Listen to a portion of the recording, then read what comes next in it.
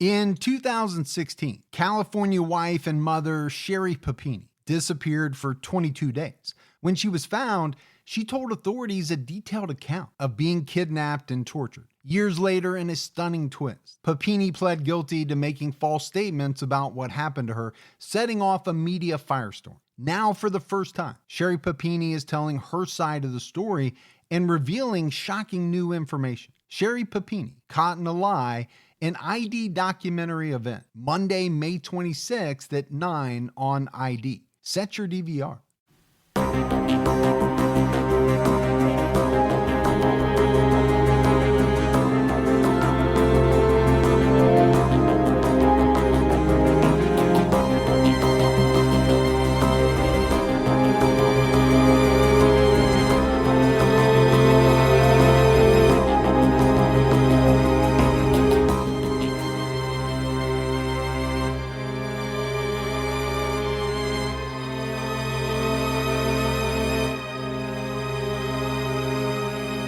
Hello, everyone, and welcome to episode 101 of the True Crime All the Time podcast. I'm Mike Ferguson, and with me, as always, is my partner in true crime, Mike Gibson. Gibby, how are you? Hey, man, I'm doing good. How about you? I'm hanging in there. Episode 101. Yeah, a little strange to say it that way, but we're over the hump. We're over the 100. Yeah, made it. Made it. We made it. We don't know where we made it to, but we made it. Yeah. We made it to 101. Yeah, that's all we can say, you know. All right, we have some Patreon shout-outs. Let's do those. Oh, did you want to tell them what arrived? Oh, the brand new chairs that we're sitting in, you mean? The brand new chair that you're sitting in. Don't start. This is the end. This is the last episode that I ever want to hear about the chairs. Well, I mean, I got the hand-me-down. No, you did not. I got your chair. You got a very expensive. I can't believe how good you've had it all this time. This chair is amazing that you've had. You got a very expensive office chair. You were just fiddling with all the lumbar and... Yeah, of yours. I didn't know. You had, it's all electronic, too. I had the wood slatted one where I had to, like, if I wanted to make it, like, a little higher, I had to get the phone books and put it underneath the wheels and get myself up a little higher. Stack more wood on top? Yeah, you just hit a little button and it heat it, which, you know. Heated seat. Yeah. They're nice chairs, though. They really are. Yeah. And I am going to take pictures of both of them and put them out there. What are you going to do? Take one with yours and then move it over all of a sudden and take it again? They'll both be in the picture. Yeah, we're going to have to see how that turns out. I don't know how you do that, your magical tricks. Your fake thing is over. It wasn't true before. It's definitely not true now. Can't believe you're going to say that, man. All right, Gibbs, let's give our Patreon shout outs. We had Jennifer Montague. Ooh, Montague. You say ghoul? Montague. For Halloween? Halloween. Yeah, you're adding Halloween stuff to the end? Halloween, yes. Barbara Stroud Ferry. Ooh, Stroud Ferry. Kate Burke. Hey, Kate. Michelle Horn. Susie Davis. Hey, Susie. Ione Holcomb. Ione? I think. It could be Aloni. Alone? No, that doesn't sound right. Ione Holcomb. I'm going to go Ione. I like that. Holcomb. But that may not be right. Yeah. Corey Wilford. Hey, Corey. Marcus Ciparoni. Ooh, the Ciparoni. Or Ciparone. It's when you sip some pepperoni. It's a good. Aisling. Just Aisling. Just Aisling. All right, Aisling. Anna Lena Einerson. Ooh, Einerson? Yep. Thank you, Einerson. Johnny Stone. Hey, Johnny, don't be all stone. Daniel Chaliwa. Ooh, Chiliwa. We actually work with somebody with the name of Chiliwa. We do. Is it spelled the same way? It is. Really? It is. Jolene Kellner. Hey, Jolene. Lisa. Do you want to sing the song, Jolene? No. No. Not tonight. Would you say Lisa? Just Lisa. Just Lisa. With an I? Yep. All right. Samantha. Tim Meanius. Meanius. Amanda Walterman. Hey, Amanda. Jacqueline. Hey, Jacqueline. Denise Nut Beers. Nut beers. Hyphenated. Nut Beers. Nuts and beers. Sounds like a winning combination. What else do you need? Marie Normandin. Hey, Marie. Julia Watson. Samantha Jones. Hey, Samantha. Ed Valiente. Oh, the Valiente. And David Paulson. Hey, David. How you doing? How's your wife? What's the famous actor? Sarah Paulson. American Horror Story. Yeah. Yeah. She doing good? All right, Gibbs, let's go back into the vault. This week we selected Megan Marie. Hey, Megan. So appreciate that. Megan's been with us a long time. We appreciate all the support. New folks, the people that stick with us month after month. It is amazing. We also had some PayPal support, Gibbs. We had Deborah Pfeiffer. Hey, Pfeiffer. Samantha S., our buddy. Oh, Samantha S. coming through. And Autumn Pipes. Hey, Autumn Pipes. And we had a September Patreon merch winner. Oh, yeah. Which is Julie Bailey. Hey, Julie. Hope you enjoy whatever you decided to pick. Yep. I think I said last week that I hadn't heard back, and she finally, she got back with me. So that's cool. Yeah. No, it is. Now we have a Patreon episode out, a new Patreon episode. We do. On Richard Biggenwald. Yeah, so he was a really bad individual. He had a really rough childhood. He did some terrible things at a very early age, and it would follow him throughout his rest of his life. Some pretty devastating stuff. For those of you that are on Patreon, you may have already listened to it, but if you haven't, go check it out. All right, Gibbs, are you ready to get into Ed Kemper Part 2? Yes. So is everybody else. I know they are. I know they are. We're back to finish out the Ed Kemper story. Now, if you haven't listened to Part 1, I highly suggest that you go back, listen to that one first. It'd be weird not to listen to that first. You could do it, but it wouldn't, I guess they would stand alone. It would just, you'd be missing out if you didn't hear the first part. That's true. It's like watching like the movie and then going back and seeing the prequel. Okay. I'm just saying. It's like watching Godfather, the first one. Right. And then waiting for Part 2 and watching that because it goes Part back 2 in time. came out after Part 1. That's not an apt comparison at all. Know. I was just, but no, most likely, but you really, so I know, like, I think it was HBO or somebody did it where they took all the Godfathers and they weaved them in the correct order of how chronologically. Sure. Yeah. Yeah. Exactly. That's it's not quite apples to apples there, what you're talking about, but I get you. Yeah. People understand what I'm saying. Don't you, people? So let's just do a little recap. Okay. We got 6'9" Ed Kemper. Big boy, rough childhood. Yep. Hated the way that his mother treated him. Absolutely. This caused him to harbor a lot of anger towards her. Resentment. He tortured animals. He had violent sexual fantasies at an early age. Yeah. And he murdered his grandparents at age 15. Yeah. Just a highlight reel there. And was sent off to a hospital for the criminally insane. Yeah. I think that covers it right quick, there. Very quick recap. Yeah. Now, we ended episode 1 with Kemper being released to the custody of his mother, who was living in California. He started to go into college, but he was dealt that major blow, Gibbs, when he found out that he was too tall to fulfill his dream of being a police officer. But it didn't stop him from wanting to be one or wanting to be around police officers. Yeah. Kemper bought a motorcycle, and unlike a lot of people in the 70s and early 70s, Kemper kept his hair short and neat. High and tight. Yeah, he wasn't, letting it grow out. He wasn't into the whole hippie thing. He was more conservative. Were you ever in the hippie scene, letting your hair grow out? Oh, yeah. I had hair, but I wasn't alive like you were to be a part of the hippie movement. Well, that's true too, yeah. I wasn't even born yet. Yeah. Neither was I, but all right. You walked into that one. I did. What's the longest you ever had your hair ever been? Never. Just never had it long at all. No? It does like the weirdest things if it even grows out too far. Yeah.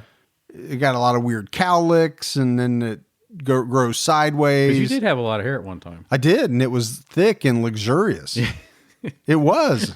The dreams you have at night? I know. I have pictures to prove it. But what Kemper did was he hung out at a bar called the Jury Room. And this was a bar where a lot of police officers drank when they were off duty. Yeah. And they all got to know Kemper. They call him Big Ed. They what else you going to call him? Little Ed. 6'9", 300. Yeah. What else you going to call him? But hey, Big Ed. Big Ed, how you doing? But what most of them, and I'm assuming all of them probably didn't know, was that he had killed his grandparents when he was 15 years old. Yeah. Oh, that's weird, man.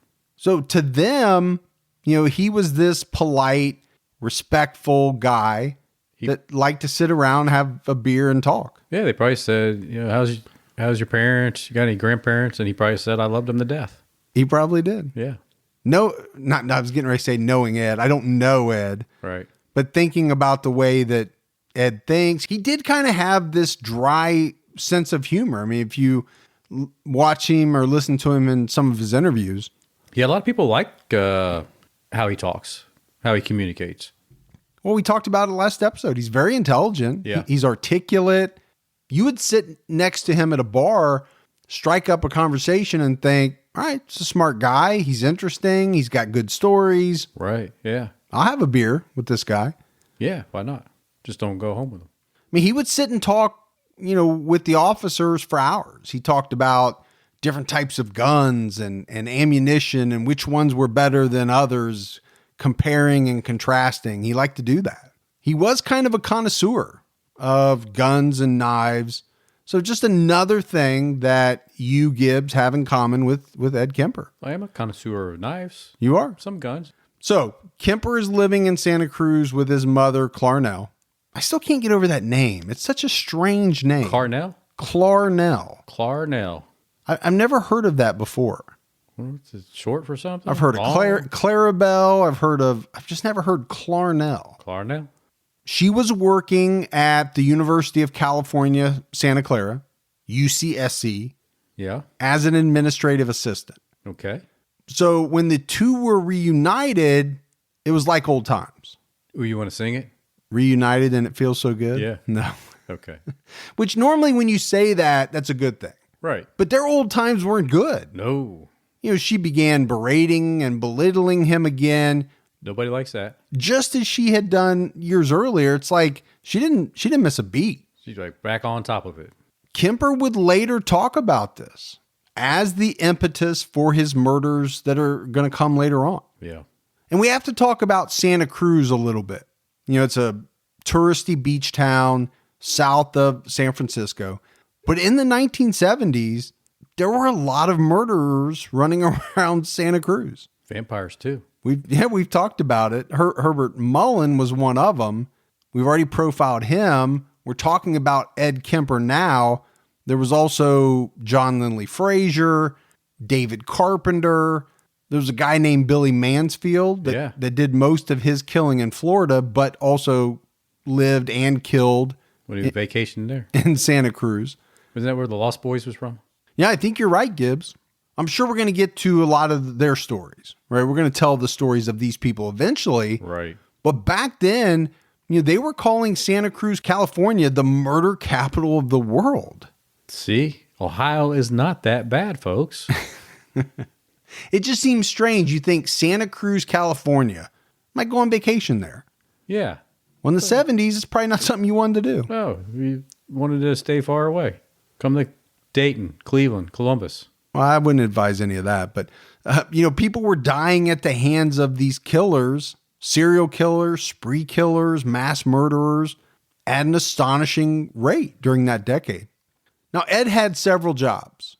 And all of this time period, we're talking about, right, the murder of his grandparents until when he begins murdering co-eds and becomes the co-ed killer. But he landed one job eventually with the California Highway Department. And with this job, he earned enough money to move out of his mother's place. He moved to Alameda, which is closer to San Fran, and shared an apartment with a friend. But as Kemper would later say, the move didn't stop the nagging and the bad-mouthing from his mother. He's not even living in the same house. They're not living under the same roof, but she'd call him and nag him. She was just going to be in his ear no matter what. Yeah. I mean, she was going to put him down no matter how she had to do it. Yeah, there's just people who like to do that, man. And if she had to send a note on a carrier pigeon that said, "You're a piece of shit," she'd figure out a way to do that. She'd have the pigeon deliver a note that said, "You're a piece of shit." Wow. Well, it took a shit on him. Maybe. If she could have pulled it off, I think this woman would have done it. You'd be like, really? Really? You're going to do that to me? Yeah. And again, you have that anger. You have that rage building inside of Ed Kemper, and eventually it's going to be unleashed. And you heard Kemper talk at the end of episode 1 about this date that he went on. I actually kind of got a kick out of that clip, how badly the date went. He didn't have relationships with women. Right. Except for the one that he had with his mother, which we know was horrible. Yeah. Did you ever have a bad date? A bad day? I have a bad day all the time. A bad date? Yeah. No, I never actually had many dates, to be honest with you. Yeah. I got married fairly young, and I had girlfriends, but I didn't go on a lot of dates or blind dates or what you would think of as dates like that. So I don't remember, having a bad date. Well, that's good. How about you? I had some weird ones for sure. Some strange ones? Yeah. Some you're like, this needs to be over now. Well, when you, I was going to say if you use the hookup sites, but back then they didn't have those. So I don't know what you were using. Maybe the yelled out your window. Hey, hey, you want to go on a date? Yeah. Now I talked a little bit about Kemper and his motorcycle, and it pains me to say it because I don't like thinking about it, Gibbs, but he got into a couple of accidents, one of which must not have been his fault because he got a pretty nice little settlement out of it. I saw $15,000, which is a good chunk of change in the early 70s. Yeah. What would that be today? Man, that'd be almost like getting $90,000. Beep, boop, beep, boop, beep, boop, boop. I'm supposed to do that before you spit it out, but you spit that out pretty quick. I wasn't even hesitating. I was like, boom. I like to fancy myself a much better, more cautious motorcyclist than Big Ed. I don't know that to be true, but I do like to picture Ed on a motorcycle. I couldn't figure out what kind he had. I like to think of him as riding like a little 250. So really just you see his body. You can't see the motorcycle at all. Just wheels coming out of his ass. Yeah. He just dwarfs this whole motorcycle. Yeah. It's like when those dads ride those little mini bikes. Yeah, the little toy. Yeah. But they actually go. Yeah, and they're up and down their street. Yeah. I think that's what he would have looked like. But he took some of the settlement money and he bought a Ford Galaxy, which he thought looked like an unmarked police car. So going back to his fascination with police, and it would be in this Ford Galaxy that Ed Kemper would begin his search for victims. His trolling vehicle. This is what it would, but he's got to outfit it first, right? So he puts in a CB. He installed one of those large antennas. Oh yeah, 10-4 good buddy. He packed the trunk with his killing tools. Oh, a little BTK action. Right, so he's got a blanket, he's got his guns, his knives, his plastic bags. Yeah. But he's not ready to kill anyone. But he's if he needs to, it's there. Well, right, it's there. But he's going to spend over a year gearing up for murder. So he would ride around in this car and he would pick up female hitchhikers.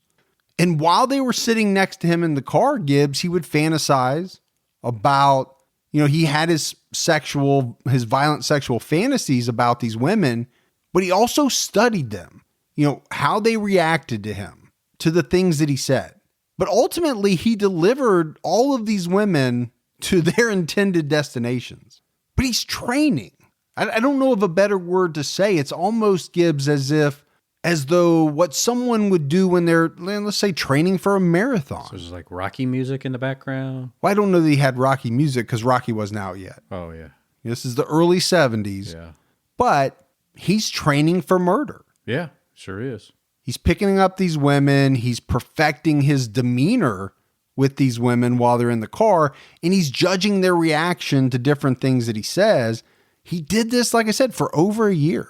Something like over 150 hitchhikers. Yeah. He estimated over 150 women. That's a lot, man. That he picked up. Yeah.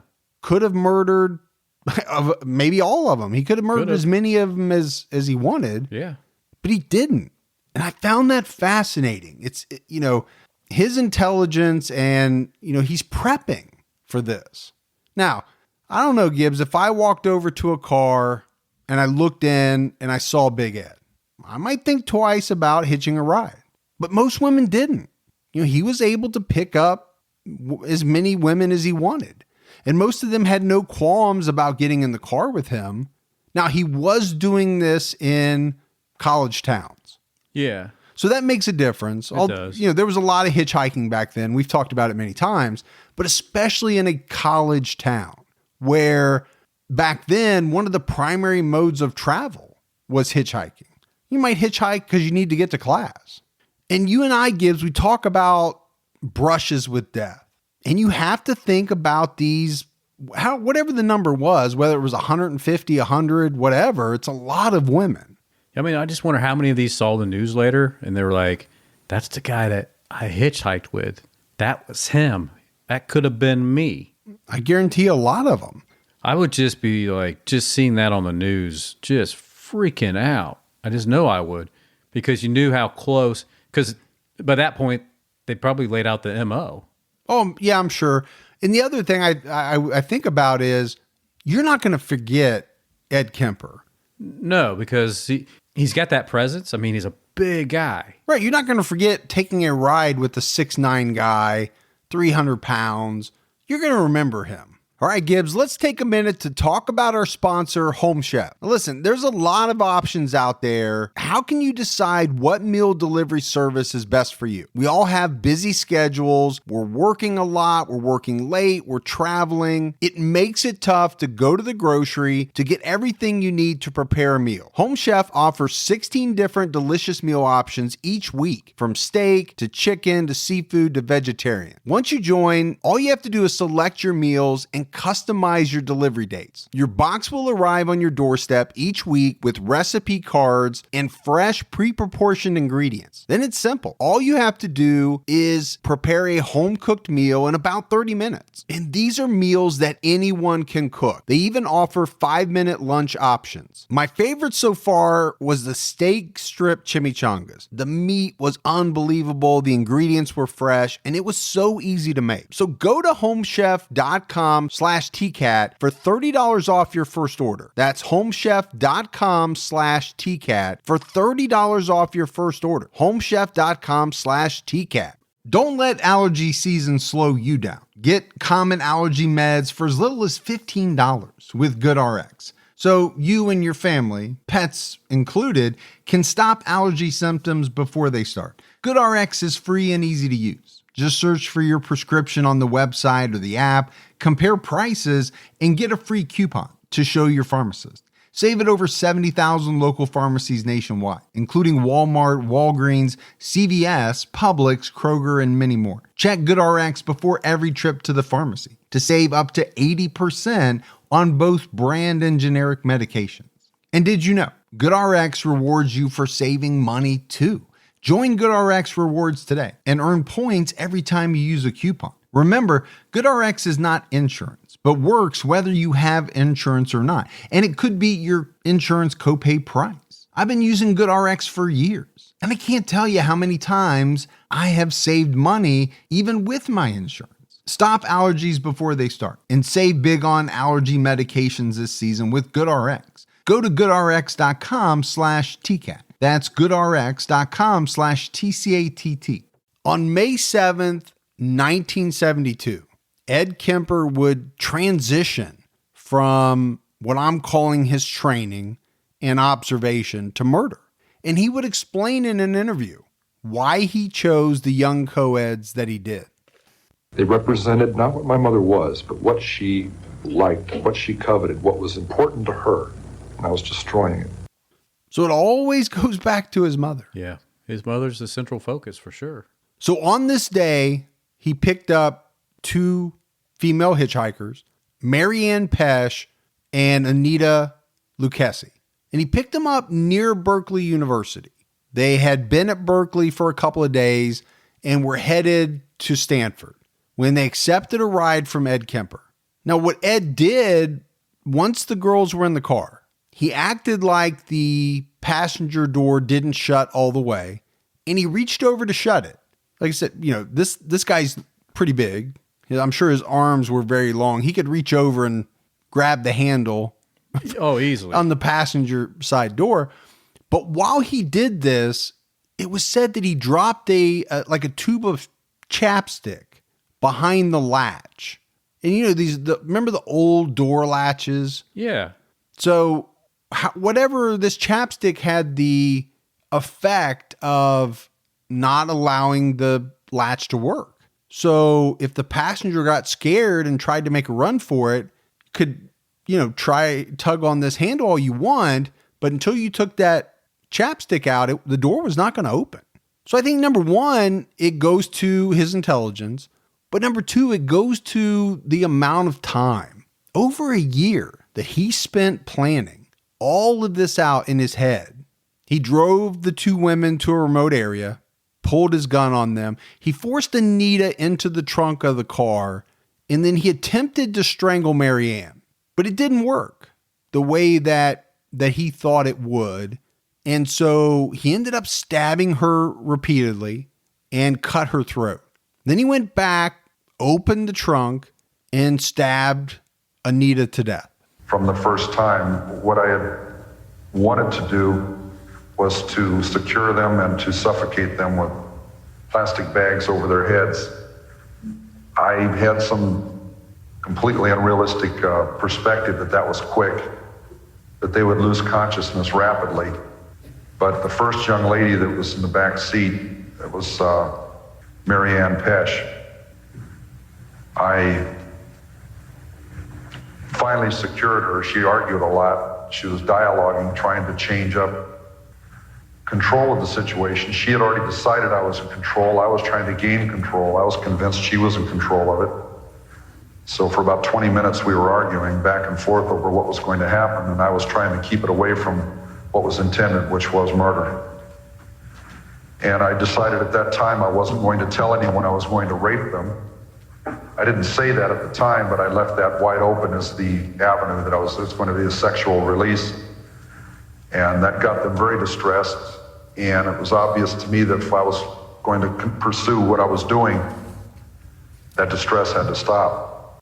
So again, Gibbs, you get a lot of insight from Kemper because he talks so daggone much. He does. But he's also very, what's the word I want to use? Just very... a matter of fact, nonchalant. Yeah. Is that what you're thinking? I'm not sure. But also, I don't want to say compelling, but... Well, I think he's fascinating. I'll say that. There you go. I didn't want to use the word fascinating. No. There was something similar but lesser of... Right. There's a strange... compelling's a good word. Yeah. But to hear him talk, to me, it is fascinating, even though what he's talking about is, it's so wrong. It's such such horrible things that he did. But you get to almost, in a way, go into his mind. He's telling you, hey, I thought it was going to be easy to suffocate someone. I found out that it wasn't. And then also he realized at some point during this encounter that it wasn't going to be as easy to do what he wanted. These women put up a fight, and he realized that he was going to have to kill them. So after he murdered Marianne and Anita, he took both women back to his apartment. He dismembered them.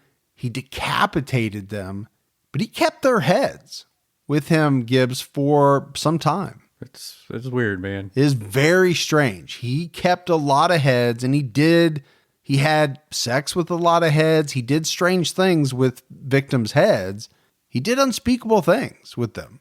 Now, he buried Marianne's body in a plastic bag, and then he scattered the remains of Anita. Yeah. And eventually, after he had done what he felt he needed to do with the heads, he dumped them as well. But I was losing a grasp on something that was too violent to keep inside forever. As I'm sitting there with a severed head in my hand, talking to it, or looking at it, and I'm about to go crazy, literally. I'm about to go completely flywheel loose and just fall apart. I say, wow, this is insane. And then I told myself, no, it isn't. You're saying that, and that makes it not insane. This is me back then in 1972 and 73, unable to live with the fact that I just stabbed to death and cut the throat of an innocent young woman. Innocent in the sense that she did not plan on that happening. She didn't do anything specifically for that to happen to her. Yet she was a very active participant in her own death. And in my memory of that, she was 19 years old, and her roommate in the trunk who died right after that was 18. I didn't go hog wild and totally limp. What I'm saying is I found myself doing things in an attempt to make things fit together inside. I was doing sexual probings and things. I mean, in the sense of striking out and reaching out and grabbing and pulling to me, but appalled at the sense that it wasn't working. That isn't the way it's supposed to be. It isn't the way I want it. Sometimes Ed Kemper doesn't make all that much sense to me. He does talk in circles sometimes, and he says things that to me don't make a lot of sense. He said that this woman was an active participant in her death. What the hell does that mean? Because she was there, she was a participant? No shit. No, Ed. he took her life. I don't know. Some of that stuff he says, I don't get where he's coming from with some of that. Now, the head of Marianne Pesch was found on August 15th in a ravine, but the remains of Anita Lucchesi were never found. But there were some newspaper articles, Gibbs, that came out back during that time frame, right after Marianne's head was discovered. And it was reported that the pair were seen on May 13th together, and then that Anita was seen as late as June 6th. But as we know, this couldn't have happened. Both were killed that day that they got into the car with Ed Kemper. So the reports had to have been of, mistaken identity or somebody that thought that they saw these women, but there's no way they could have. Now, Kemper's still hanging out in the jury room, talking with his police buddies that he's gotten to know, but now he's a murderer. Well, technically he's been a murderer, right? Yeah. But now he's an adult murderer. He's actively he's killing an active people. murderer. He's an active murderer. And you would think, at least I would think, the thrill for him of talking with these police officers probably greatly increased after he began, killing these women. I know something you don't know. I'm sitting right next to you. You don't know that I'm the murderer. Yeah, it's kind of like the cat and the mouse game. Yeah. Yeah. The only thing is he's the only one playing it. He's the only one that knows there is a game. Yeah, so he thinks he's really winning good. Sure. Because, like you said, if you don't know you're playing that game, of course the other guy's winning. These officers are going to be shocked later on to find out that the guy that they drank with, the guy that they swapped stories with, was out there murdering women. Yeah. On September 14th, Kemper picked up 15-year-old dancer Aiko Koo, who was hitchhiking to her ballet class after she missed her bus. Now, at some point during this car ride with Kemper, she started to get very uneasy. I think she started to panic a little bit. She thought there was something wrong. Well, you've got that feeling before, I'm sure. Like of impending doom or something's not right. Yeah, I've been there. I've had that. He drove her to a remote spot in the mountains, but Gibbs somehow, as he was preparing to murder this girl, he locked himself out of the car. He couldn't find his keys. Now his gun is in the car under the front seat, and this 15-year-old girl is in the car too, but he can't get in. So essentially, if she knew, she could have reached under, got the gun, got away from Ed Kemper. But somehow he managed to get her to open up the car door for him. And within minutes, he placed tape over her mouth, then tried to suffocate her by sticking his fingers in her nose. Well, big guy, big fingers. That's true. Yeah. Now she passed out, but she was still breathing. So he repeated the same thing again until she died. Kemper took her out of the car and raped her post-mortem. Yeah. And then just to make sure that she was dead, he strangled her with her own scarf, then put her body in the trunk and drove home. Yeah, then he gets home and then he dismembers the body, takes the head off, different parts of the body off, and he just scatters them about randomly in different locations. Now, we talked a little bit about it in episode 1, about Kemper having to see a number of psychiatrists after he got out of Atascadero, and they all found him to be well, and I'm using air quotes around well, but just a few days after he murdered Aiko Koo, he went to see a panel of psychiatrists. And this was when he was trying to get his juvenile record sealed, which he was ultimately able to do, But one psychiatrist wrote that the motorcycle Ed Kemper rode was more a threat to his life than he was to anyone else. Meanwhile, Gibbs, this poor girl's head is in the trunk of his car while he's in with this panel. Yeah. And the psychiatrists who are giving him, the 2 thumbs up. He's like, yeah, you're good. You're healthy. No problems. Mental status, good. But what you don't know is I have a head in my trunk that I've been driving around with. I mean, you can't make this stuff up. If you made a story like that up, people would laugh at you and say it's not plausible. Now, sometime after the murder of Koo, Kemper had to move back in with his mother. And we know from past experience that this is not going to turn out well. Kemper would later say that many of the times that he killed came after some type of fight with his mother. Sure, he's frustrated and he needed to take some type of revenge, and he, instead of taking it out on her, he went out and took it out on innocent people. Yeah, it was like he was releasing the anger he had towards his mother. He's misdirecting it towards these co-eds. Kind of like Norman Bates. His mother died. Yeah, but he still had issues with his mom, even though she was, No, he had mommy issues. He dressed up in her he did. Nightgown. Yeah. On January 8th, 1973, Kemper bought a new .22 caliber pistol, and also on the same day selected his next victim, 19-year-old Cindy Shaw. Kemper picked up Shaw while she was hitchhiking to a class at Cabrillo College, or Cabrillo. I'm not sure. I'll get mail for that one. It's Cabrillo. That's the one thing for sure I know it's not. You might say, but you might be surprised. That wasn't even a real sentence. It's there was at least 3 missing words from that sentence. It's like a new language. It's a new language, man.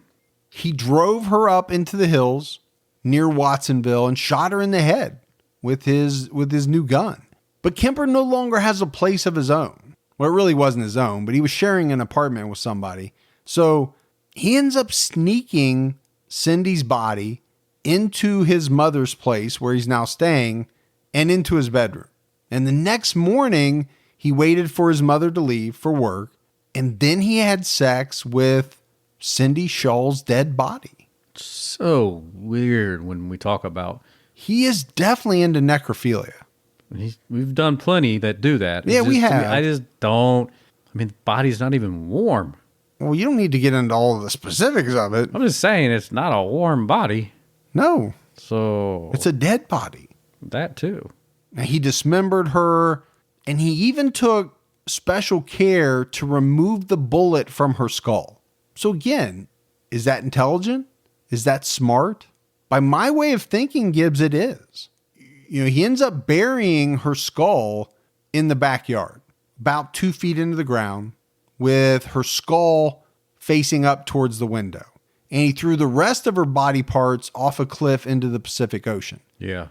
I think it's smart that you would go to the trouble to remove that bullet, but then you're gonna bury it anyway in your backyard. So I always think that's the stupidest thing. It is. These guys bury things in their own yard. I would say it's very smart to do that if you're going to dump it, 50, 60 miles away from your house. But if you're burying something in your backyard, it doesn't matter if it's got your bullet in it or not. What are you going to say? Somebody else buried that skull in my backyard. Right. Not me. Although that's smart to bury it in your neighbor's yard. I would just thrown it all off into the Pacific. But that's not Ed Kemper, right? His mind doesn't work like that. He's an intelligent person. He has a high IQ, but he has other forces, working inside that brain. Right. And to him, he thought it would be better. Now, there was talk about the fact that he had an extra special attraction to Cindy Shaw. And that's why he wanted to keep a piece of her. And he didn't with some of the other women that he murdered. There was something about her that really, kind of drew him in to her. But it didn't take long for some of her remains to be found. Just the next day, they washed ashore on the Santa Cruz beach. Just imagine, Gibbs, you're out frolicking in the surf. I don't frolic. You're a frolicker. You frolic. I don't frolic. you're running and skipping and laughing. And all of a sudden, these body parts wash up. I think shark attack. Would you? At first. With all of the research and about serial killers that we do? Oh, no, I mean, back then. Back in 72? Yeah. When you were 20 years old? When I was 6 years old. So I'd been like, oh, shark attack. Cindy would be identified by fingerprints that they took from her severed hand, which was, one of the things that washed up. And they also were able to compare chest x-rays against some that she had previously taken. So we move on to February 5th. We're still in 1973. Ed and his mother get into this huge argument. Again, which I assume was very, very regular. But after this, Ed stormed out of the apartment. And he told his mom that he was going to the movies. But he was amped up after this fight. And he was ready to murder. He would later say, Gibbs, that in his mind, he knew that the next good-looking girl he saw was going to die. Easy as that. In fact, though, that night, he picked up 2 hitchhikers. Yeah. So he first picked up 23-year-old Rosalind Thorpe at around 8:30 p.m. And just a little while later, Rosalind's still in the car. He picked up Alice Liu. And Kemper would say that he spotted Liu. She had her thumb out, hoping that someone would stop and give her a ride. But he said she didn't hesitate to get in the car. Number one, there's another woman in the car, and that would make a difference. Rosalind is in the car. They look like a couple. But this time would be very different. Maybe it's because of what transpired earlier that night, this huge fight that he had with his mother, the adrenaline, all of that.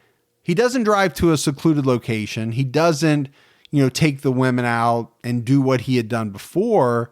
He doesn't even stop the car. He shot Rosalind in the head with his .22 as she was looking out the window as he was driving the car. Now, she was killed immediately. Kemper then turned to the back seat and shot Alice several times, but she didn't die right away. Right. She's probably trying to dodge the muzzle of the gun, and he's just shooting and well, she was hit, but, yeah, not in the back of the head. 22s to the body. Yeah, but as soon as you saw the first person die in the front seat, I would be dunking down below. So he's getting some shots in, but he's not probably able to get the shot in at that time. He did this while they were still on university grounds. Yeah, it's pretty bold. And drove through the campus security gates with these women slumped in his car. He continued driving and didn't stop till he found a quiet cul-de-sac. And that's where he stopped the car and he shot Alice at point blank range, killing her. He took both of the bodies out of the car and put them in the trunk. So he's getting a little more brazen, right? Shooting people while the car is moving on the campus. Kemper drove back to his mother's apartment and he parked the car. But again, he would do something different this time. He wouldn't, sneak these women into the apartment, into his bedroom. He opened up the trunk and beheaded both of the victims right out of the trunk in possible view of other people. Sure. It was getting easier to do. I was getting better at it. I was getting less detectable. I started flaunting that invisibility, severing a human head, 2 of them at night in front of my mother's residence, with her at home, my neighbors at home upstairs, their picture window open, the curtains open, 11 o'clock at night, the lights are on. All they have to do is walk by, look out, and I've had it. So that's him talking about it. Yeah. Cutting heads off outside from the trunk of your car. Yeah. No big deal. Not to him. No. Now, he drove out of Santa Cruz this time to dispose of the bodies. He dumped the bodies of both women in Alameda County, about 60 miles away. They were found there later that month. And then the heads and hands he dumped in Pacifica. In later interviews, Ed Kemper would explain why it was so easy for him to pick up female college students. My mother worked at the campus and I had an A sticker on my car. and obvious access day or night to the campus. I was picking up some very lovely young women. You know what we were talking about as we're driving around, almost as often as not?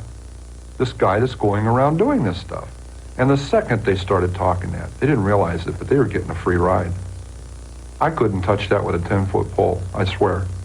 You know, but they'd be telling me all about this guy, and they're comparing notes and speculating on what he looks like, how he carries himself, why he's doing this stuff, telling me about it. So a couple things in there, right? We talked about his mom working at the university. Yeah. She got him a campus sticker. And as these murders started occurring, there was some fear, right, around these college campuses. And bulletins started going out saying, don't accept rides from anyone that doesn't have a campus sticker. Well, guess what? Ed Kemper had a campus sticker. Yeah, you just gave him total clearance. Clarence. What's your vector, Victor? Exactly. Surely you know. I do, but don't call me Shirley. Now, the second part of that interview that I wanted to talk about was him saying that he picks up these women. They start talking about him, obviously without knowing they're talking about him. He's getting off on that. And he basically says that if anybody would start to talk about him while they were in his car, he knew he couldn't kill them. And I found that fascinating as well. Right? He so enjoyed having this conversation with a woman who is talking about the crimes that he's committed, that he wouldn't kill her. Now, I couldn't find any specifics on this, Gibbs, but Kemper claimed in an interview that he picked up 2 women after, the first 6 murders, but he let them go. I picked up 2 girls who were so much like the first 2, it was unbelievable. Almost identical circumstances. And I let them go. Everything went towards killing them, and I didn't. But I'm saying, wow, it's uncanny. It was almost like it was meant to be that way. And I said, wow, this got to stop. And I let them out. They never even knew what was going on. I let them out. I would have gotten away with those 2 being murdered. I said, no, it's got to stop. And a week later, I murdered my mother. Went back to Santa Cruz and killed her. So there's that. So there's that, which we know is coming, but I think it's important because it's a week before his next murder, which is going to be his mother. He picks these 2 women up. He easily could have killed them. You hear him say it, but something in his mind said, I don't want to do it. It's got to stop. And how thankful are they if they know? If they knew. Yep, that they were in that mix, man. It's like hitting the lotto. Oh, yeah, big time. But it's also important because this is the start of his thought of, I've got to kill my mother, right? For this to stop, which he says he wants it to stop, it can't stop until he gets to the root of the problem, the source of the problem. And that's been his mother all along. Right, exactly. For him. Yeah. So he's made the decision. He's going to kill his mother. Once the temps start rising, I realized I was back in the same worn out rotation. Same tank, same shorts, same everything. So I gave my daily uniform an upgrade with Quince. Their pieces are easy, elevated, and somehow make me feel more put together without even trying. Like their 100% European linen shorts and dresses from $30. Luxe swimwear, Italian leather platform sandals, and so much more. The best part, everything with Quince is priced 50 to 80% less than what you'd find at similar brands. By working directly with top artisans and cutting out the middleman, Quince gives you luxury without the markup. And Quince only works with factories that use safe, ethical, and responsible manufacturing practices and premium fabrics and finishes. I'm getting ready to stock up on shorts for summer from Quince, and I know they're going to be amazing because everything I've ordered has been of the highest quality, and the prices are amazing. Treat your closet to a little summer glow up with Quince. Go to quince.com/TCAT for free shipping on your order and 365-day returns. That's QUINCE.com/TCATT to get free shipping and 365-day returns. Quince.com/TCAT. You know, my wife and I do a lot of shopping online, and we always use Rakuten. Rakuten is the smartest way to save money when you shop because you earn cash back at over 3,500 stores. We're talking fashion, beauty, electronics, home essentials, travel, dining, concert tickets, and more. Your favorite stores like Macy's, Nike, Sephora, Dyson, and Lowe's. And that's just to name a few. Pay Rakuten to send them shoppers. And Rakuten then passes on a part of that payment to its members as cashback. Cashback is deposited directly into your PayPal account, or Rakuten can send you a check. You can even maximize your savings by stacking cash back on top of other deals, like store sales and coupons. You're already shopping at your favorite stores. Why not save while you're doing it? It really is a no-brainer. Membership is free, and it's easy to sign up. Get the Rakuten app now and join the 17 million members who are already saving. Cashback rates change daily. See Rakuten.com for details. That's Rakuten. Your cash back really adds up. Now, on Good Friday, Kemper and his mother got into a huge argument. Shocker again. He sat in his room fuming about this argument. He was so upset with her, and his mom went to bed. He's sitting there trying to figure out what he's going to do. And in the early morning hours, he went into her room with a claw hammer and hit her in the head. Now, I'm trying to imagine, Gibbs, the force that a 6'9", 300-pound man can generate with a hammer. That's a scary thought. It is, man, because I can swing a hammer, but man, 6'9", 300 pounds. Yeah. That's a lot, man. I mean, you're a big tough guy, but you're not 6'9", 300. No, but I can swing a hammer. I believe it. You want to swing hammers? I don't. Okay. Is this like you hit me, I hit you? I go first. Because it seems like it'd be a short game. I go first. With only one winner. If I can go first, we'll play. But after this hammer blow, which again, I just imagine as extremely brutal. Yeah. He slit his mother's throat and eventually decapitated her.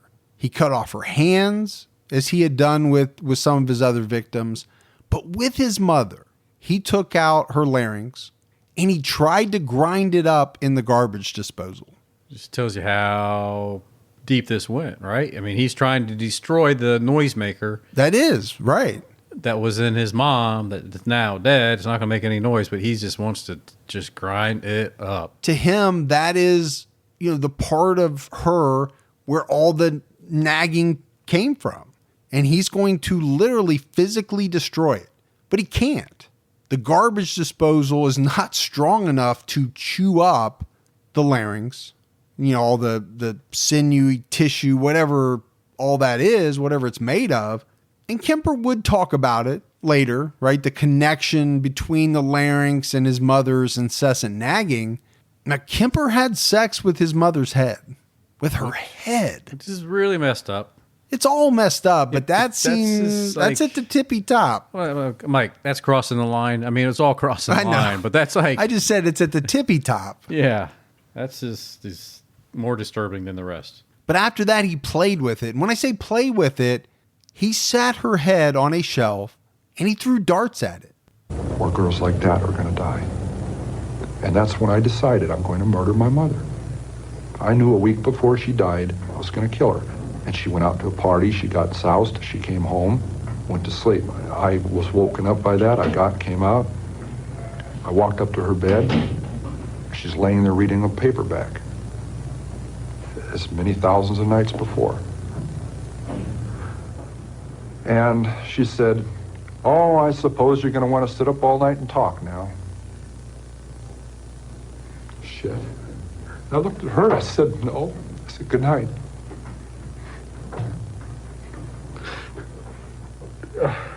And I knew I was going to kill her, And I'm so cold, it's so hard. And that's the first time in 10 years I've looked at it that way. I mean, that intensely, that honestly. It hurts. Because I'm not a lizard, I'm not from under a rock. I came out of her vagina. See? I came out of my mother. And in a rage, I went right back in. For 7 years, she said, I haven't had sex with a man because of you, my murderous son. was one of our arguments. I cut off her head, and I humiliated her corpse. It's there, you know? A 6 young woman dead because of the way she raises her son and the way her son is raised, the way he grows up. And what's her closing words? I suppose you want to sit up all night and talk. God, I wish I had. Now, I know that's a longer clip, but that one's fascinating. There's a lot to that one. You know, you have that line there from Kemper that is really big in the show Mindhunter, right? Where the actor playing Kemper, says that line, well, I guess you want to sit up all night and talk. But you hear him crying. You hear him talking about how he grew up and how he was mad that his mother caused him to murder these 6 young women. There's a lot of stuff in that one. But Kemper's not done yet. No. He has murdered his mother, who, in his mind was the source of his evil, right? The evil that he perpetrated, but he gets it in his head that he needs to kill someone else inside her apartment, or else the police are immediately going to zero in on him, right? If it's just his mother dead and her head is missing, right? It wasn't an accident. Yeah. She didn't die of natural causes. The suspicion is going to fall on him. So he wants to broaden it out. Yeah. Make it look like maybe somebody broke in. So he invites one of her friends over. This is a woman named Sarah Howlett. And I think he says that, hey, come over for dinner. It's a surprise. My mom will be there. When Sarah arrived, Kemper strangled her with Aiko Ku's scarf. The same scarf that he, strangled her with. Yeah. And then later that night, he had sex with her corpse. Sick dude. Very sick. Now, after these murders, Kemper headed east in a rented car. He had it loaded down with guns and ammo, and he drove 18 hours straight. Well, essentially stopping just for gas and to get something to drink and to get some no-dos, because you need no-dos if you're going to... No-dos. I remember no-dos. If you're going to drive 18 hours straight. Yeah. He made it to Pueblo, Colorado. Okay. I know you love Colorado, Gibbs. I do too. You and I have been out there a number of times. Yep. And it was in Pueblo that, according to Kemper, he decided that he needed to turn himself in. So he actually calls back to Santa Cruz, to the police there, and told them that he was the co-ed killer. And he also told them, where they could find the bodies of his mother and Sarah Howlett. But at first they didn't believe him. And keep in mind, most of those guys know who he is. Right. I mean, they thought he was bullshitting them. Right. He actually had to call several times and go into more details about other murders. To get the attention? To get them to believe him and that he was telling the truth. So eventually they do, and they coordinate with authorities in Colorado, and he's arrested on April 24th, 1973. Ed Kemper would confess to all 8 murders. But one of the big questions, I think, Gibbs, is why did he give himself up? Was he worried that he would be connected to the murders of his mother and Sarah Howlett, which he probably would have been? Yeah. He wasn't on the radar, as far as I know, as far as I could tell, for the 6 co-ed murders. I don't think his name was on anybody's radar. Keep in mind, he's drinking on a nightly basis with the police officers of Santa Cruz. They don't know it's him. Now, I'm sure there are a number of reasons, but one that Ed has talked about was that after he killed his mother, the original purpose for all of it was no longer there. She was the driving force behind it all. And he's quoted as saying, "I just said to hell with it and called it all off." Yeah. It's like he ran out of steam, or he ran out of the anger or the fuel after he killed his mother. Exactly what happened. Maybe he needed to do that. Look, hey, for anybody to die, but if you maybe did that up front, then those other women would be alive the today. the 6 other women wouldn't have died. Yeah. No, I get that. But I think he was working up to it.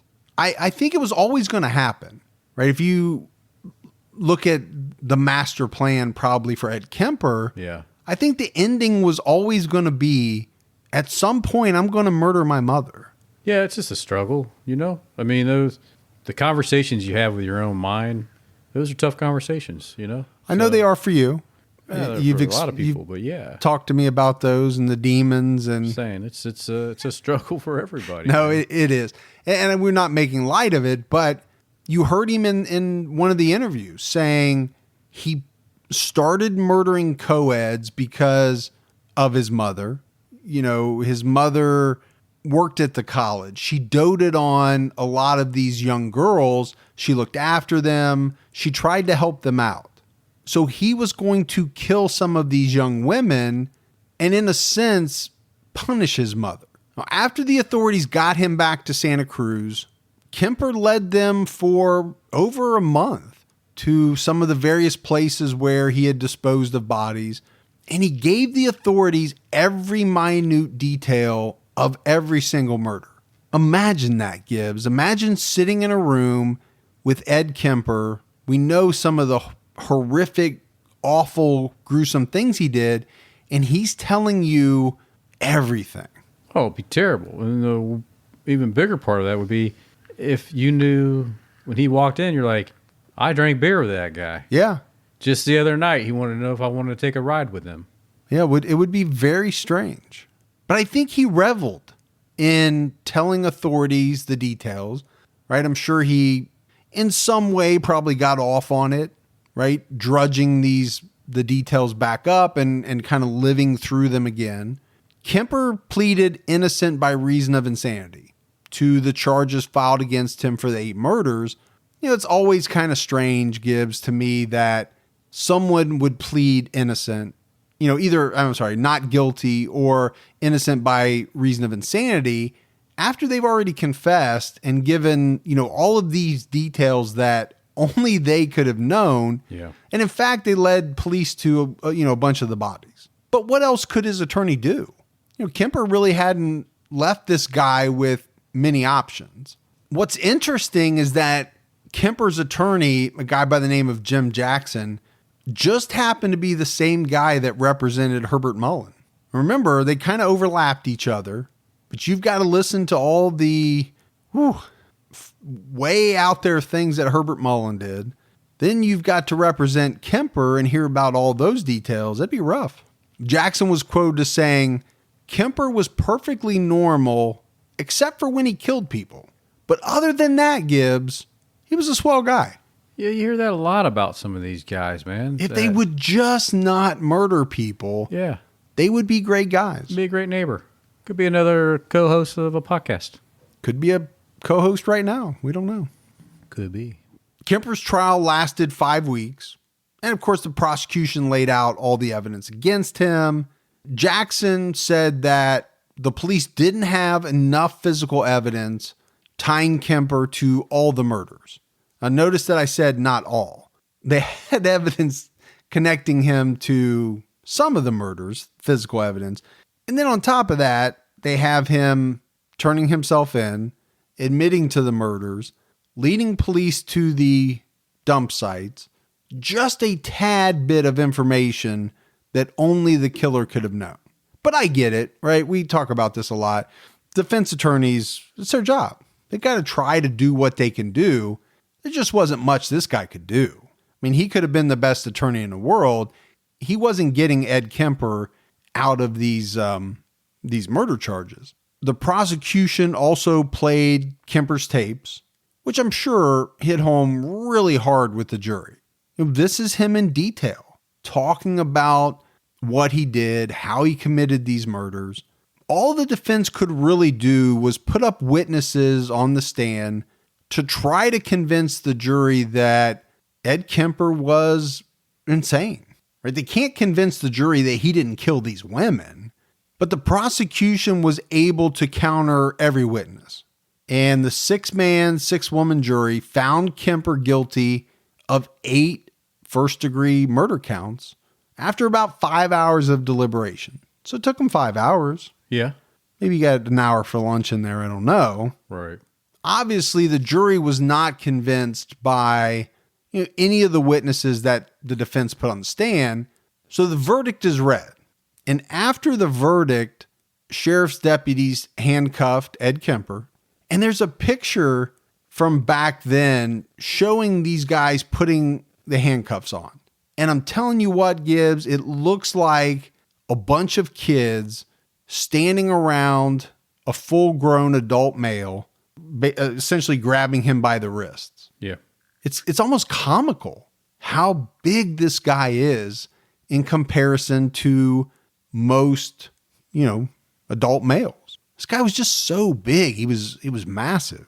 Now, at sentencing, the judge said to Ed, "You're being sent to prison for the term of your natural life." And he also said, "May God have mercy on your soul, Mr. Kemper, but you understand I have to protect the rest of the people from people like you." And strangely, Gibbs, I never heard him say it, but I think Kemper did know that. I think he was smart enough to know that I did what I did and I'm going to have to go to prison. Yeah, I think he did too. But the judge went a step further and he suggested that Ed Kemper never be considered for probation or parole, right? He couldn't set that, but he made that suggestion. And I think in large part, this came from some of the things that Kemper said in his taped interviews. For one, he said that if he were freed again, he would likely kill again. Ed was sent to the California Medical Facility in Vacaville for observation and to serve out his sentence. Did you say Vacaville? Vaca. Vacaville? With a V. Sounds like a pastry. A Vacaville? But made with vodka. Oh, vodka. Yeah. Vodkaville. That's what I'm saying. Actually, it sounds like a town where people drink vodka. And eat pastries made with vodka. Yes. Yeah, so he's in Vacaville. He had attempted to take his own life multiple times prior to, and I think maybe even during the trial. I think in one attempt, he tried to slash his wrist from parts from a ballpoint pen. All right. Tried. Yeah, kind of hard to do. But we have to talk about this California medical facility. There's a couple of other people there that you've heard of. One's Herbert Mullen, which we profiled. The other's Charlie Manson at the time that Ed was there. And apparently Ed Kemper didn't think much of either of these guys, and especially Herbert Mullen. He didn't like Herbert Mullen at all. He called him a cold-blooded killer, killing everybody he saw for no good reason. And he talked about Mullen, and I think they brought this up in Mindhunter too, but he talked about Mullen and he had this habit of singing and doing it to bother people while he tried to watch TV. So he would throw water on him, to get him to quiet down. Then he said, when he was a good boy, I'd give him peanuts. Herbie liked peanuts. He called him Herbie. That was effective because pretty soon he asked permission to sing. That's called behavior modification treatment. This is Kemper saying this about Herbert Mullen. When Kemper became eligible for parole in 79, 80 timeframe, but he's been denied every time. It should.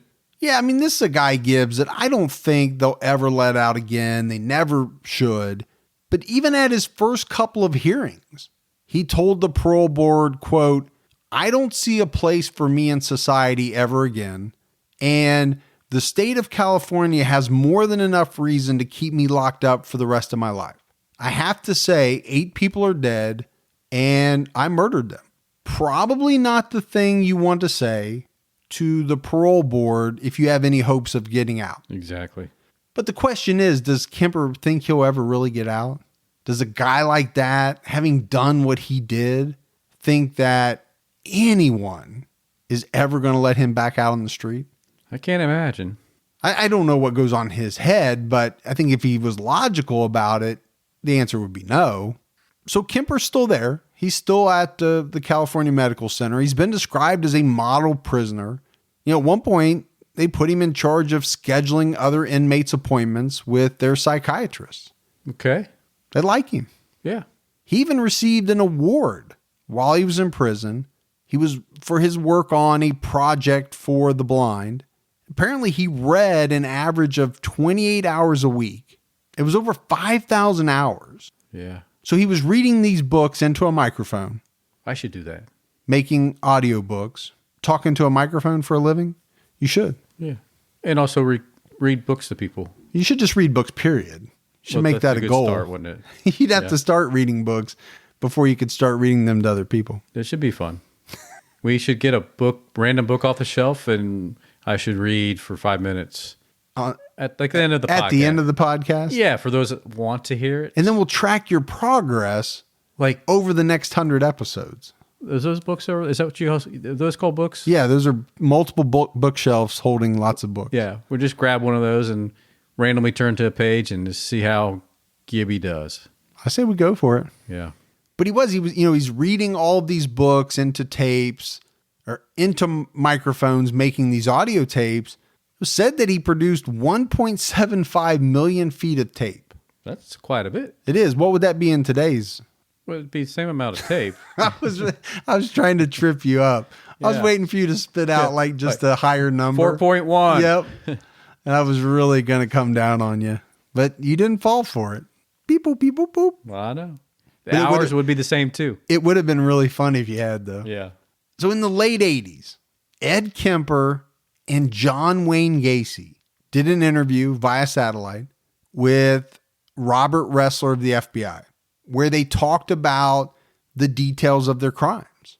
And I know this was by satellite. He wasn't in the room with them, but can you imagine sitting in a room with Ed Kemper and John Wayne Gacy, where they're just sitting around talking about the details of their crimes? Where they're like, "Hey man, how you doing? I'm good, man."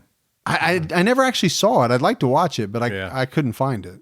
And, as we're wrapping up, we can't forget about the interviews that Kemper did with the FBI.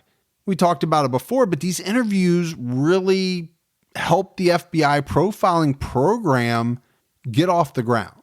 They use the information that they derive from Ed Kemper for years to come Sure. in helping to provide profiles of other serial killers. Yeah, I mean, it was a big turning point for criminal investigations. And then I wanted to find some information about Ed's biological sisters, but I couldn't find any. But while I was researching that, I stumbled on this article about from his stepbrother, where he talked to the media, Okay. and it was really about how fearful the family was that Ed may one day get out and come after them. So again, I don't think he's ever getting out, but there's some people in his family that have a fear of it. Yeah, but you're going to know ahead of time. You would know ahead of time. And you invite wouldn't- your friend Smith and Wesson over. It wouldn't just happen like where he'd show up, like the time he showed up on his dad's doorstep. Yeah. But that's it. That is the end of the Ed Kemper story. Well, Big Ed, people have been wanting to hear it. Episode 100, 101, you got to hear it, and it was a good one. It was. I've always been fascinated by Kemper for a lot of reasons. Not really so much about his crimes. He was brutal. Yes. And he committed some very horrific crimes. Very heinous. For me, it's more about the motivation and what was going on in his mind and the interaction with his mother and really how it shaped his entire life. I think if you were a psychologist, anybody in that realm, very intriguing because you're trying to figure out how someone's mind works that way. Yeah. And I think that's why the FBI profilers hit pay dirt. Sure. When they were able to sit down, number one, that he was willing to share so many details of not just the what, but the why. Yeah. And they were able to develop, what boxes need to be checked to determine what the outcomes could be by certain killers. Yeah. All right, Gibbs, we got some voicemails. We do? Yeah. You want to check those out? Yeah, let's do it. All right. Hey, Mike, Gibby, this is Jamie, old crime combatte. I'm from Michigan. Listen, you guys really cracked me up this week on the podcast. First of all, you mentioned loaded for bear, okay? I thought that was only my family that said that. Maybe it's very common, but I've never heard anybody else say that, so I laughed audibly at that moment. And then you started talking about the cars, and just to let you know, my very first car was a 1969 Chevy Nova. It was a beast. But if I hit a deer, I was coming out the other side. But then Gibby went on to say that he had a Chevette. I did too, Gibby. And it had the worst stereo in the world, and I cranked the AC/DC. Didn't matter, but it was the whole way. I didn't care. And it was a manual transmission, and to this day, I refuse to drive an automatic. So you guys just made me laugh. Took me back to some really old days. Anyway, I hope all is well. Look forward to seeing you guys again in New Orleans. Take care. Bye. That's funny because my one ringtone is Back in Black. Is it? AC/DC. That's all I'm saying. So we love that. We can't wait to see you again as well. Now, what I want to know, Gibbs, is did she go from the Nova to the Chevette? How disappointing would that have been? Now, if you go the other way, Yeah. you're in hog heaven. But Yeah. you go from a 69 Nova to whatever, an 80 Chevette. My brother had a 68 Camaro. One of my favorites. Jacked up, looked good, wrapped it around a telephone pole, went out and got a 76 Camaro Rally Sport, dressed to the T. Wrap that around a telephone pole. Yep. Did he really? Yeah. Oh, I thought I was just making fun of him. No, it was bad. And then, so here I am, my turn to drive. And this is your older brother. My older brother. Yeah. So I went out, and the only thing they were going to let me drive was a Chevette. So I went out and got a Chevette, use Chevette. I get it from you're not going to drive this so fast, but from a safety standpoint, I don't know, with Chevette, I don't know if any cars were that safe back then. But the funny thing was like a year later, my brother and his friends took the Chevette out. Wrap that around? No, but they went around so he had like his three buddies in there, and they were all 6'2", 6'5" kind of guys, and they were all big guys, and they rolled the Chevette on a hairpin turn. Yep, I did the same thing. I wasn't driving, but I rolled in one too. Yeah, they got out, they flipped it back over, came on home, but it was all banged up, dented up. And it was yours? And it was mine. Oh, that's nice of them. Yeah. Oh, good. Look at that. Unsafe at any speed. Yeah. Hey, Mike and Gibby, it's Pierre speaking from Cape Town. I left you a message a few weeks ago, but I think it might have got lost along the way. I think I might not have ended the call. But I just wanted to thank you, as always. You guys really entertain me every single day. As you know, I do a long commute for about 3 hours every day, and I just love your podcast. I've been finding yours the first podcast I ever found, and I've now sort of gone looking for other crime podcasts, and I have yet to find one that meets up to the one that's of True Crime All the Time, Unsolved as well. And I just want to let you know, I love the two of you and the way you interact and the casualness of it, and it just makes me smile. So just keep doing what you're doing, and just keep bringing us such great entertainment and value, and we are eagerly awaiting each new episode every Sunday. So thank you for that, and take care, and keep your own time ticking. I'll have to say, I do love the South African dialogue. Or dialect. That's a tool. I don't know what you sound like you're from Finland, or it's almost more like a Scandinavian. You're right there. You just offended accent. All the Scandinavian people. Why? I don't know. They're like, that's not Scandinavian. No, it sounds more like that than... I don't know what it was. Yeah, I don't know. But we love hearing from our fans in South Africa. It's awesome. Cape Town. It's amazing. Thank you. And she talked about, a voicemail getting lost. Sometimes they come through and there's nothing there. And I don't know if that's like an issue with our system. So if anybody ever leaves a voicemail and they don't hear it, that means like it didn't come through, or sometimes the sound is really bad and I can't understand it. And obviously we can't play it. So call back, leave it again? Yeah. Twice. Just in case. Hey guys, it's Samantha. So I just finished listening to parts 1 and 2 of Unsolved. And maybe I'm not even going to bother making fun of your accent on this one, because I make fun of you a lot. Oh, you get a free pass on this one. But as someone who moved to Florence and also mailed you guys something from Florence, I do have just a very small request.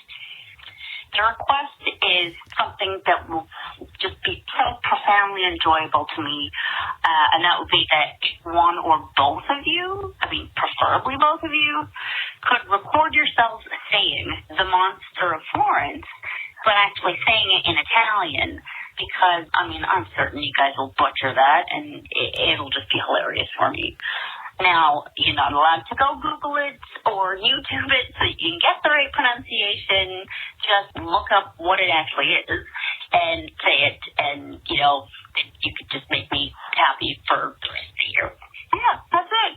Anyway, keep up the good work. Love you guys. Talk to you later. Well, Gibbs, we love Samantha. We would do anything for Samantha. Well, that is it's the monster of Florence. The monster of Florence. I don't understand. I think she wants you to say it in Italian. But that's me saying in Italian. It's a monster of Florence. The Chef Boyardee is not actual Italian. Well, it's because sometimes you do reverse. So it's like Florence of Monster. Yeah.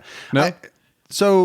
I saw it. It's like Il Maestro de Florencia, maybe something like that. Il Maestro de Florence. Did you just say menstrual? I swear you did. I gotta play that back. I swear you did. You said menstrual. Oh. I don't know if that's it or not. Feed it to me one more time. Let me see if I can do it. I know I can spell it, but I don't know how to say it. So I'm gonna go Il Maestro de Florencia. El Ministro de Florencia.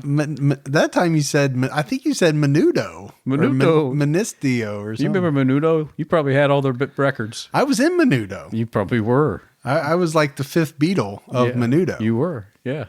I don't know, Samantha. Let us know how we did. Again, we followed your directions, didn't look it up. So we love you. We love you for sure. Hey, Mike and Gibby.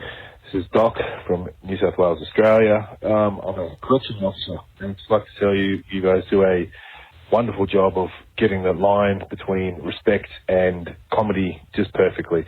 Now, I like to also use your podcasts as a learning tool for inmates in my groups. We listen to them and discuss them later. Hopefully, they're not learning anything that they shouldn't be, which they probably not already are anyway inside. Just really appreciate you guys' work, and love to hear some more Australian episodes. Thanks, guys, and keep your own time ticking. Oh, raise the lights. What'd you say? Raise the lights. Oi. What is it? Raise the lights. Now you're saying razor lights. Raise the lights? What am I supposed to say? Rise up lights. Oh, rise up lights. Yeah. See, now it sounds like razor blades. Before it sounded like razor lights. I'm going to watch a bunch of Wentworth again. Is that what it is? And the woman I've never prison watched that show from Australia. I never watched that show, but we are big in Australia. We need to do another Australian case. I need to fly there, but I don't have. It's like the 24-hour flight or something, isn't it? Yeah, I'm not. That's a long time. That's too far from me. It's all over the ocean too, which would freak you out. Yeah, it would. I'll go there. The whole time I'm white knuckling. This thing's going down. It's going down. But he said he was using it with, inmates or something, Gibbs. I've actually gotten some emails from professors who've wanted to use some of our episodes in their classes. Really? Which is really cool to think that some college kid has been assigned to listen to an episode of True Crime All the Time. Do I get college credit? Yeah. Can I be an honorary? I asked him if you could get an honorary doctorate. Yes. Which I know you've always wanted. I do. Just so I'll say doctor. I have to call you doctor. Well, yeah, because, right now I have to call you a novelist, an author. I think it's, author. It's not really a title, though, like doctor. All right, Gibbs, I have to make an admission about the mailbag. You've been skimming off the top, not giving me my goodies? No, we got two things in the mail. One was like 5 Harley chips from Minnesota. Okay. And I forget exactly what was in the other one, but I sat down and I sent out, a letter with some stickers saying thank you. Oh, good. But I threw away the envelopes before I recorded it, and now I don't know who sent us what. Well, I guess if you sent something and you didn't get a shout out, please send me an email. Yeah, let Mike know so we can do it right. Yeah, so I felt bad about that. Yeah. And if you sent stuff and you meant to send me some goodies and I didn't get them, well, you know why. Because I ate them. All right, Gibbs. That was it. That's it for Ed Kemper. Let me ask you a question. Sure. That was a whole episode of you sitting in your new chair. Yes. And me sitting in your old chair. Oh, Jesus. It was pretty comfortable, this old chair of yours, but how was your new chair? Exactly the same as your new chair. Well, my new chair is an old chair, but It's new to not. me. I get what you're saying. It's not. I don't know if I've got my settings right. I got to mess with my settings. You got to play around a little bit. Yeah. Yeah. Got to tinker. Because this thing has a lot of adjustment. But that's it for Ed Kemper and for another episode of True Crime All the Time. So for Mike And Gibby, stay safe and keep your own time ticking.